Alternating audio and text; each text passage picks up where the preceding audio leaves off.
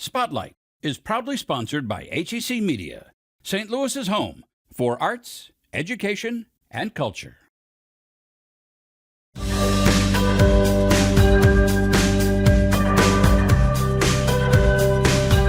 Today on Spotlight, we celebrate St. Louis by telling you about the city's most famous hotel. Plus, how the STL is becoming a global hub for neuroscience innovation. And then, why the Hill neighborhood is responsible for the bricks that built St. Louis. But first, a holiday created to celebrate the city, what you are supposed to do this week. It's Sunday, and you're watching the multiple Emmy Award-winning Spotlight. Singing loud, I'm from the Lou and I'm proud. It's a statement that most St. Louisans highly agree with. From where you went to high school, Beaumont High School, Blue Jackets, nothing else. Beaumont Blue Jackets. The school ain't there no more, but we still rep it. to your favorite pizza. Emo's is there for sure. That's a staple. There are just some things that are very St. Louis. So these two gentlemen decided to make a day of it. March 14th every year. The third month, the 14th day, put it together, 314 Day. 314 Day was created by Tatum Polk and Terrell Dip Evans. It's like, what could we do in March? I'm like, man, how they gonna just give the presidents a day? Like, okay, could we have us our own day? And I just so happened to be in March, same March 14th, and it just hit like, poof. 18 years later, 314 Day has become a way to activate the entire city. It's kind of a great initiative to support local, shop local, educate local, that sort of thing, and also dive into the history of St. Louis. It's a great city, so we look at the nostalgia of where we were and where we're going. And no, there is not a 636 or 557 Day. It's also included in 314 Day. It's a region-wide celebration, and we're sorry that you guys didn't make it to the cell phone store to get the right number. I think they're out of those numbers now. It's like hard to get 314 Day numbers. I don't know. 314 Day is full of events and discounts. You can see them on their website, thestl.com/314 Day. 314 Day is as soon as you walk out of your house March 14th. It's going to be everywhere. Now, there are some key events that we host, and there's ones that we support all across the city. There's also a 314 Day Foundation that raises money for scholarships. Every year we try to award different people with scholarships. Last year it was Harris Stowe, $31,400. We always gonna keep it around the numbers. Hopefully, we get more donations and support, so maybe it could be 300,000 and 14 or something like that. Just to keep expanding it and we can help more people. But our thing is always giving back. Me and Tatum, we never made a dime off the 314 Day. It was just always about giving back to the community. Although 314 Day celebrates the STL, it isn't only celebrated in St. Louis. I have a guy who drives probably 200 or 300 Emo's pizzas down for Atlanta. You know what I mean? Or they are driving White Castles down, or anything that's kind of giving that St. Louis feel. They're shipping out boxes and boxes of Red Hot Riplets right before 314 every year. St. Louis has a rich history. My thing is to show the rest of the world, like don't look over St. Louis. We're in the middle of the map, but you got to come through us. What started out as just an idea has blossomed into a citywide movement.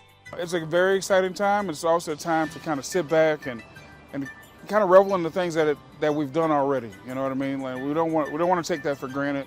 We don't want to take the city for granted. So we're super excited. Love it, because the more people that we get to support it, that means they get to come and dive into the vision as far as the unity part, right? So imagine you got the greats from everywhere, whatever we have, and we all just work together. We're unstoppable. March 14th is the best day of the year to be from the Lou and feel proud.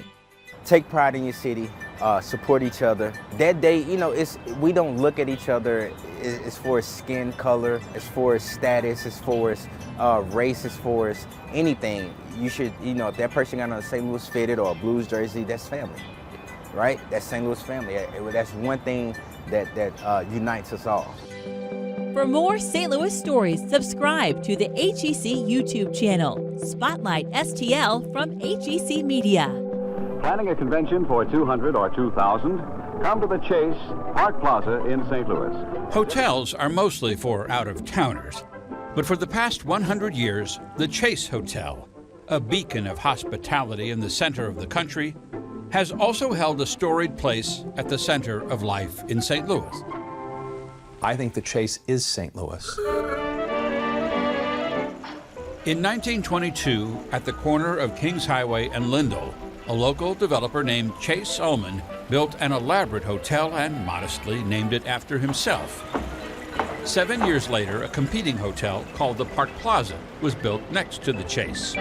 Eventually, the two would become one when developer Sam Koppler, the man who built the Park Plaza, bought the Chase and combined the two buildings into one hotel and put his gregarious but detail-oriented son, Harold, in charge.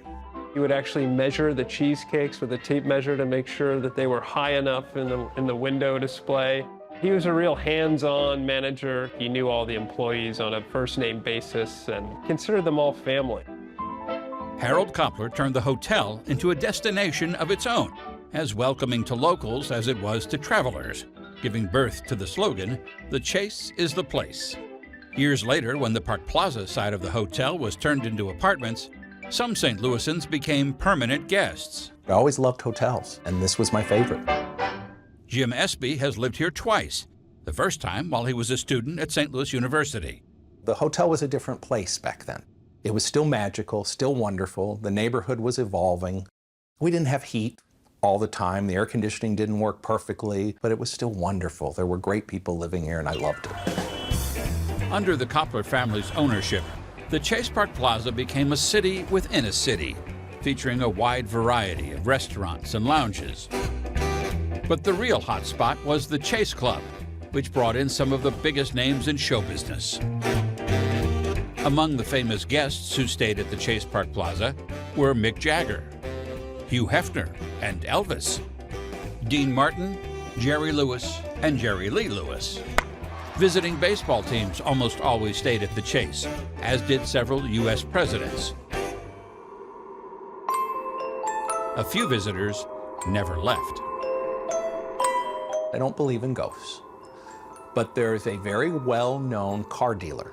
It's a big name in town, and he was staying here for about 3 months while his home was being renovated, and he moved out after 4 days because a red-headed woman in a white dress appeared before him every night, and he just left.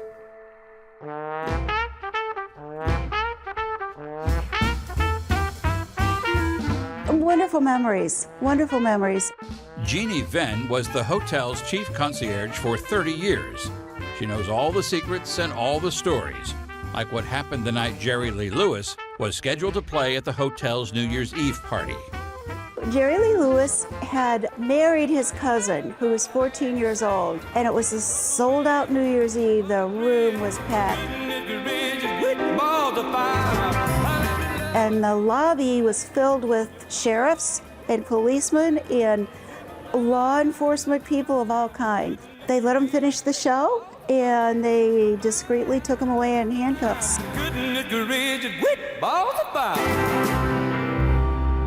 Elvis was here, and he needed to be escorted in behind scenes. We brought him in through the sublevel tunnels and up the freight elevator, and unfortunately, when the freight elevator opened, they were at the time removing a guest that had passed overnight. So it was a little shocking for Elvis. Always trying to stay ahead of the competition, Harold Koppler made 2 of the most dramatic changes in the hotel's 100-year history.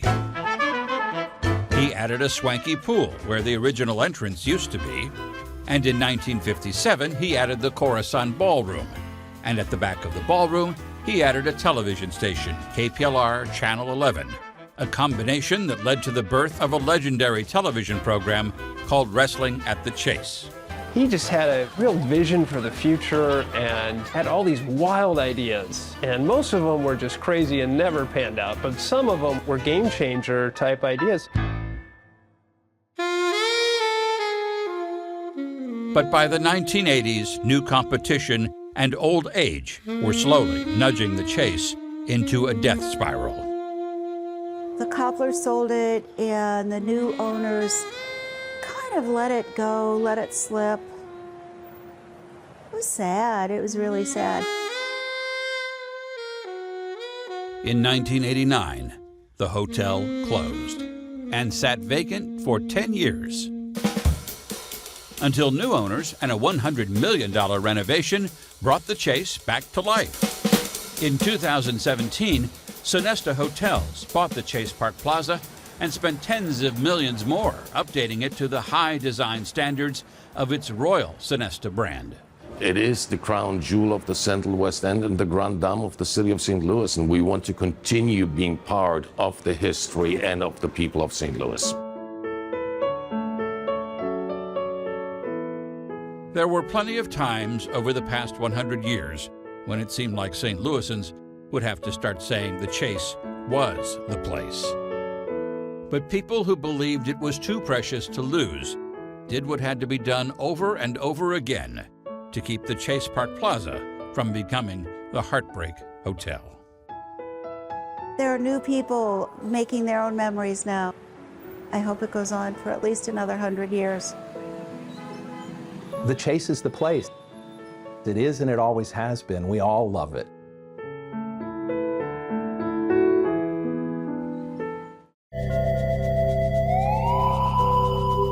On January 31st, 1929, the fabulous Fox Theater opened its doors as a movie theater with the showing of the film Street Angel. At the time of its opening, the 4,500 capacity venue was the second largest theater in America. After a decline in interest in the 60s and 70s, the Fox reopened its doors in 1982, following a change in ownership and an extensive renovation that made the space into a performing arts center. When we moved into this building, the BioSTL building, in 2019, next door to us was a parking lot. And over the last 5 years, coming out of the ground and now completed, is the largest neuroscience research building in the country and perhaps the world, the largest concentration of neuroscience research talent, all concentrated in a single facility, is right next door and dwarfs our building now. It's a tremendous asset for St. Louis. It's a tremendous asset to be capitalized on. And BioSTL President and CEO Don Rubin isn't wasting time. What we hope to bring to that, the track record that we do bring, is helping to take some of those ideas that are being worked on, discovered, and developed in those laboratories, to turn those into new companies, new startups, new technologies, the products that can improve the human condition, but also just create jobs and create growth in our region. On the Washington University Medical Campus, WashU Medicine's Jeffrey T. Fort Neuroscience Research Building has experts in neurology, neuroscience, neurosurgery, psychiatry, anesthesiology, radiology,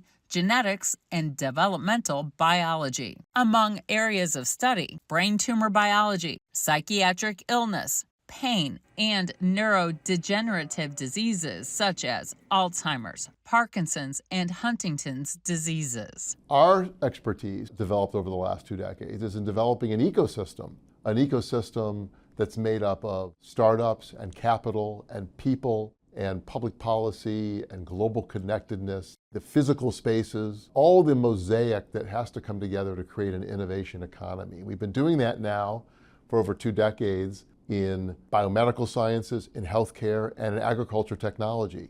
This development signals a new era for medical science, and the St. Louis nonprofit BioSTL is taking a leading role to turbocharge neuroscience in St. Louis. BioSTL is partnering with Washington University to lead a new program for the St. Louis region called the Neuro 360 Initiative. To really elevate St. Louis around one of our superpowers. We could think of it as a superpower that we want to make sure the whole world knows about in St. Louis. He says this new chapter for St. Louis offers incredible possibilities for understanding the brain. It's a collaboration. There's no one institution that can elevate St. Louis the way we can do it together as a community. And the next step, an opportunity for tremendous funding for the Neuro 360 initiative. Justin Raimundo, BioSTL's Vice President of Innovation Ecosystem Building, is leading the application process for a $160 million grant from the National Science Foundation. It's really meant to be an engine that supercharges our discovery, commercialization, workforce development, and economic impact of this technology here in St. Louis that can have global reach. Upward of $160 million over 10 years is the single largest investment in innovation ecosystem building, what BioSTL does day in and day out. Our partnership includes Washington University, it includes St. Louis University, University of Missouri St. Louis, the Community College, so St. Louis Community College, Jefferson College. It also includes Harris-Stowe State University. And then other partners like the City of St. Louis, the State of Missouri, and the State of Illinois have all partnered on this project with us, as well as other community organizations. And so this money can allow us to mature research infrastructure, not just at WashU, but our other really powerful academic institutions. The BioSTL team agrees Neuro360 can lead to new therapies, new diagnostic tools, and new drugs that can improve the lives of people around the globe. A lot of work over more than a year has gone into developing this proposal. We've now been fortunate to be winnowed down to 71 finalists around the country. I believe we have a better than average opportunity to win this because we have a lot of advantages in our favor. But still, there's a good chance we will not win this, but I tell our partners that our work will not be wasted. It will not be in vain. We will be a world center of neuroscience commercialization, and we will build a ecosystem around this amazing strength in the neurosciences. Later on Spotlight, the Kranzberg Arts Residency Program. History Spotlight, brought to you by HEC Media and the Missouri Historical Society. Hello, I'm Dr. Jody Sowell, President of the Missouri Historical Society in St. Louis, and this is History Spotlight. The architecture of St. Louis is epitomized by red brick. Public historian Amanda Clark explains why the Hill neighborhood is responsible for the bricks that built St. Louis. Ask most people today why they are coming to the Hill, and they'll quickly say the food. But if you ask them why did the Italian immigrants come here, whose food traditions that we enjoy now, and the answers are not quite so quick. The answer's all around us in the form of St. Louis's beautiful red bricks. The Hill neighborhood, as well as Dogtown nearby, that all sits on top of a huge clay deposit known as the Cheltenham Syncline. And that clay deposit gave rise to the clay industry here in St. Louis. So pit mining, where they would strip away the top of the ground, or people going down deep into the ground to mine clay, bring it back up, and then turn it into bricks and tile and clay.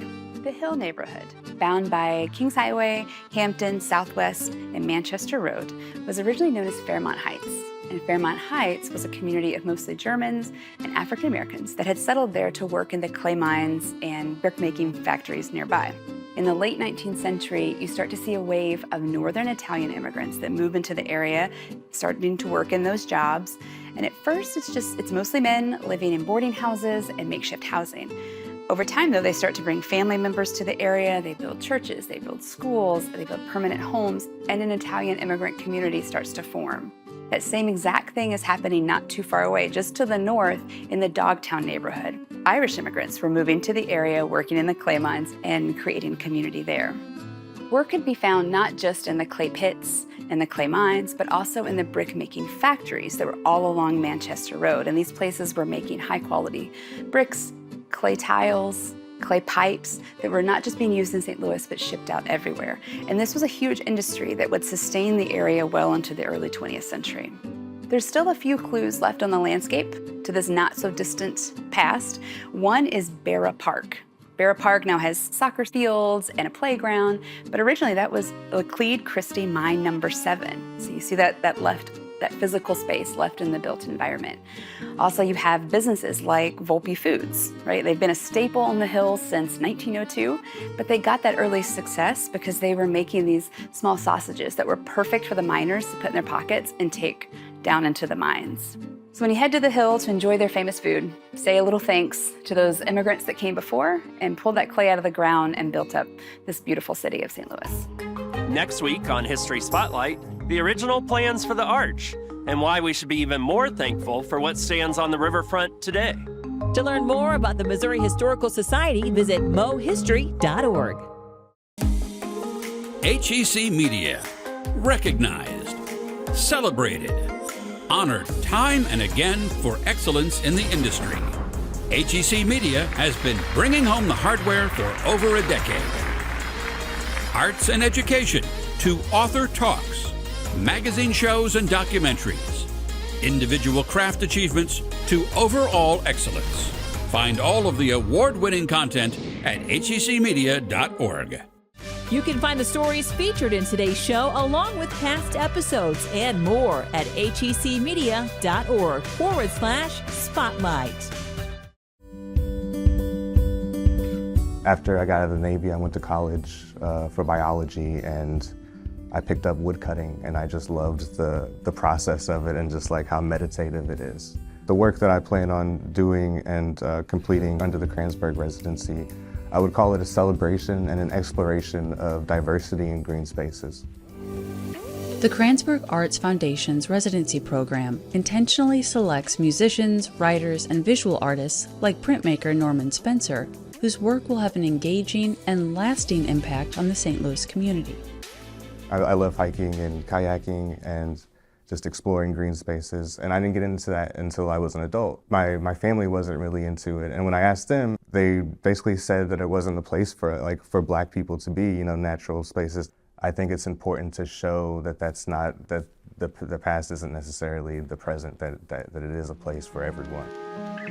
I hope that it will get people out into nature. At the bare minimum, I hope that it will start a conversation. Spencer is one of 11 artists in residence chosen for the 18-month-long program that provides recipients with a variety of resources, while simultaneously building the arts economy in St. Louis. With the residency program, we're giving infrastructure to artists so they can take an extended period of time to really realize their artistic works and bring them to fruition. We really try to stay out of their way. We help give them feedback and a certain level of professional development and mentorship, but these are prolific artists in their own right, and really what they need is the freedom to do something, the permission to do it.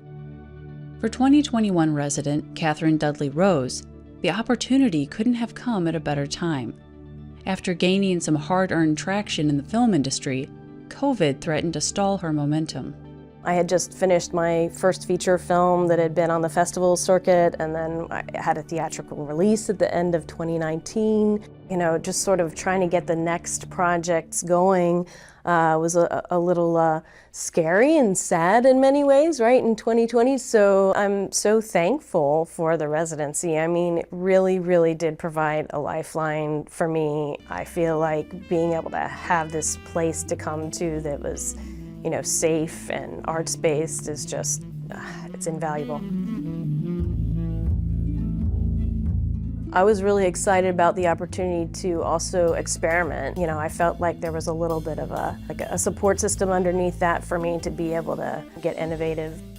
What we have is fertile soil, and we have this kind of creative sandbox, and you put collaboration, creativity, cross-sector in the same space, innovation happens. Part of fostering a healthy, productive environment for the residents is encouraging them to create not just from their pain, but also from their joy. We in society sometimes celebrate the crazed artist, right? You can tell that beautiful artwork came out of agony and pain, and it's true. Sometimes we create our best things at our lowest moments, but everything doesn't have to be a deficit mindset. So I just think that as we have more conversations about art, encouraging artists to feel whole and healthy and creating from a place of good is just as important as an artist relieving the stress of creating from the negative, and that's a beautiful balance to find. For many artists, navigating the business side of things can be their biggest challenge, a struggle that residency program director Larry Morris understands very well. I continue to pursue my passion as a musician with a hip-hop band, Ilphonics. We basically have been together for 21 years. We've got to travel. We've worked with world-class producers. And the beauty of being around the arts and people who are artistic, who've made careers of it, is they kind of took me under their wing and showed me the elements. Singer-songwriter Drea Vocals has been performing for years, but is hoping her time as a resident will provide her with the guidance to take her work to the next level. It's so hard to try to navigate a career by yourself. I think mentorship is important when you want to be educated in your craft and not just do it just from the pure talent.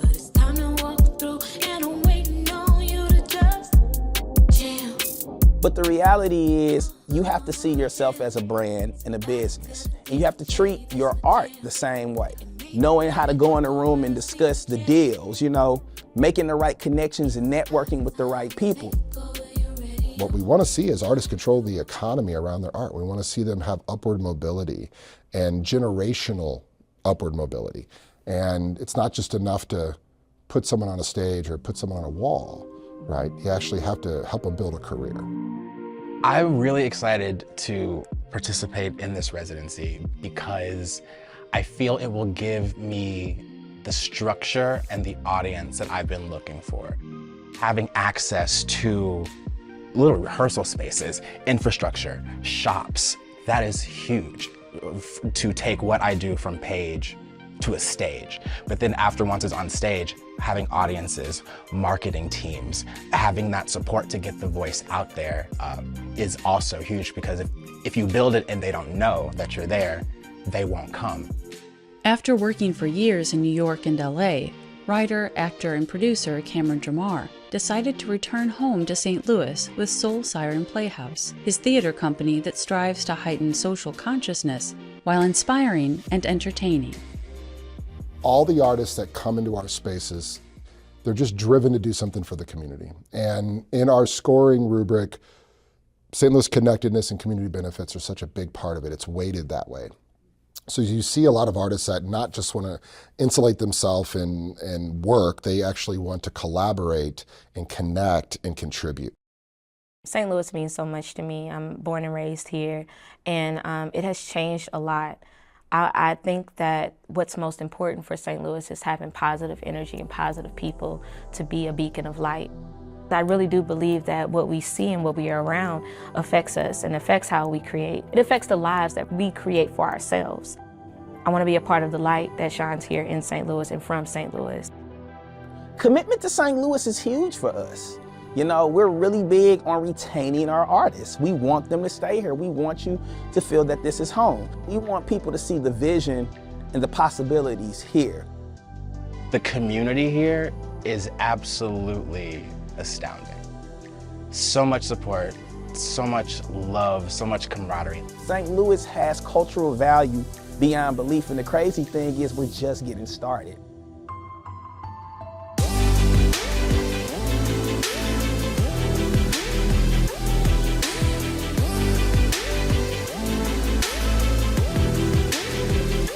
Next week, the Botanical Garden launches a project using AI to identify more plant species. Plus, a man with an extreme vocal range, how he keeps his audiences on their toes. Thanks for watching Spotlight. Join us next Sunday at 9:30 a.m. on KPLR 11.